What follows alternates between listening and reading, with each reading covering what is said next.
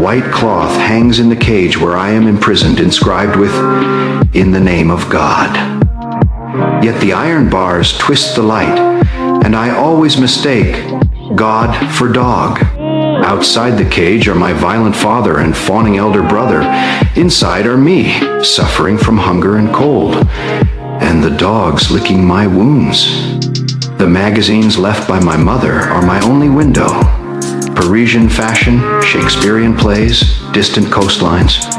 The smell of ink, mingled with the warmth of the dogs' bodies, becomes the firewood that keeps me alive through the cold winter, until a bullet shatters my spine.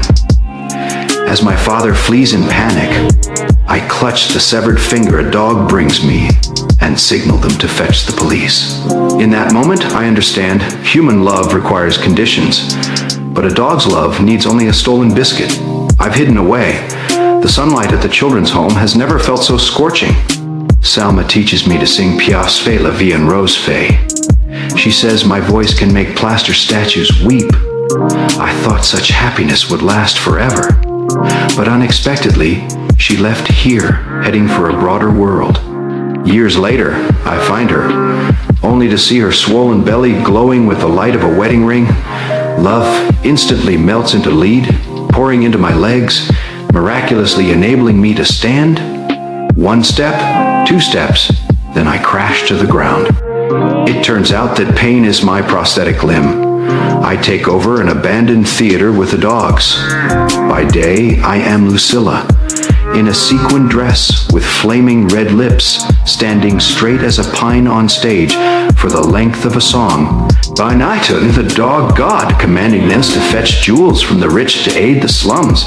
When the insurance investigator points a gun at my dogs, his face overlaps with my father's. I bang my rice bowl, signaling the dogs to tear his throat open with their sharp teeth. Blood splatters the rose he gave me, and I finally become the monster I most feared.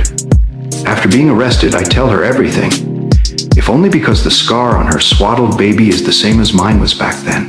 On Judgment Day, I put on a suit and with the dog's help, walk toward the church. The shadow of the cross falls like an iron cage, and the way I collapse is just like the moment I was shot as a child. But this time, I smile. Outside the cage, there is no father with a gun.